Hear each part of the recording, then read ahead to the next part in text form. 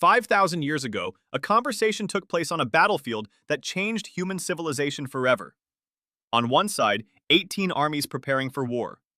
On the other, a warrior prince frozen with doubt, tears in his eyes, his legendary bow slipping from his hands. And his charioteer, who happened to be God incarnate, about to deliver the most influential philosophical text in human history. This is the Bhagavad Gita, and it begins with a breakdown. Arjuna, the greatest archer who ever lived, the man who had trained his entire life for this moment, looked across the battlefield of Kurukshetra and saw his grandfather Bhishma. His teacher Drona, his cousins, his childhood friends. Men he had loved, respected, and grown up with. And they were on the other side. He was supposed to kill them. Not in some abstract strategic sense.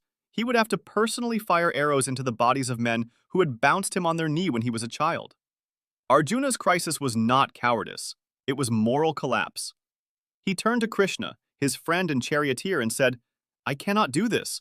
I would rather die unarmed on this battlefield than live with the sin of killing my own family.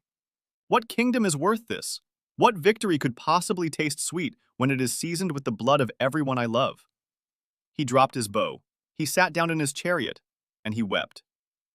This is where most people would expect Krishna to give a pep talk. Buck up, be brave. Your side is right, their side is wrong. Go get them. But Krishna did something no one expected. He delivered a 700-verse philosophical masterwork that addressed the deepest questions humans have ever asked. Who are you? What is the self? What happens after death? What is the nature of reality? How should you act when every choice leads to suffering? Krishna's first argument was startling. He told Arjuna that he was grieving for people who did not need to be grieved for. The soul, the Atman, cannot be killed. It is not born and it does not die. It does not come into being and it will not cease to exist. Weapons cannot cut it. Fire cannot burn it. Water cannot wet it. Wind cannot dry it. The bodies on that battlefield were temporary costumes. The beings inside them were eternal. You are mourning the wardrobe, Krishna said, not the wearer. But Krishna did not stop there. He knew intellectual arguments about the immortal soul would not be enough for a warrior drowning in grief. So he introduced the concept that has influenced billions of people for millennia. Karma Yoga, the yoga of action.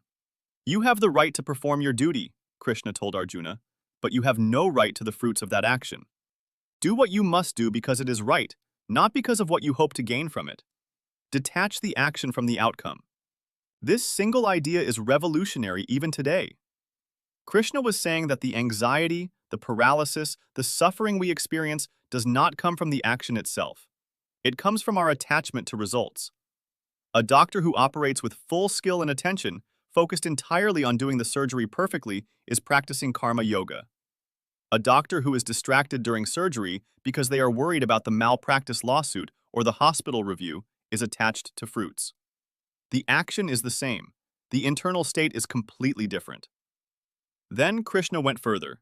He revealed his cosmic form to Arjuna, the Vishvarupa. He showed himself not as the friendly charioteer with a flute and a smile, but as the totality of existence itself. Arjuna saw all of creation and all of destruction happening simultaneously.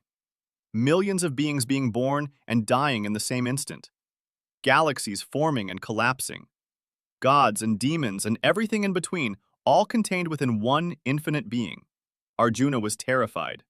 He saw the warriors on both sides of the battlefield already rushing into Krishna's mouths, being crushed between his teeth. The war had already happened. The outcome was already determined. Krishna was not asking Arjuna to cause death. He was asking Arjuna to participate in what was already inevitable. Be the instrument, not the cause. This is the paradox at the heart of the Gita. You must act with full commitment and zero attachment. You must do your duty with complete dedication while accepting that the result is not in your hands. You are not the doer. You are the doing. The Gita ends not with Arjuna becoming a monk or renouncing war. It ends with him picking up his bow. His doubt is gone, but not because he stopped caring. Because he understood that action performed with clarity, dedication, and detachment from outcome is the highest form of spiritual practice. Not meditation in a cave. Not renunciation of the world, but full, engaged, committed action in the middle of the messiest situation imaginable. A battlefield. That is why the Bhagavad Gita is not just a religious text. It is a manual for living. It has influenced leaders, scientists, philosophers, and ordinary people across every culture for thousands of years. Oppenheimer quoted it when the atomic bomb detonated. Gandhi built an independence movement on it. And it all started because one man had the courage to admit he was afraid, and another had the wisdom to show him why fear was not the enemy. Subscribe for more stories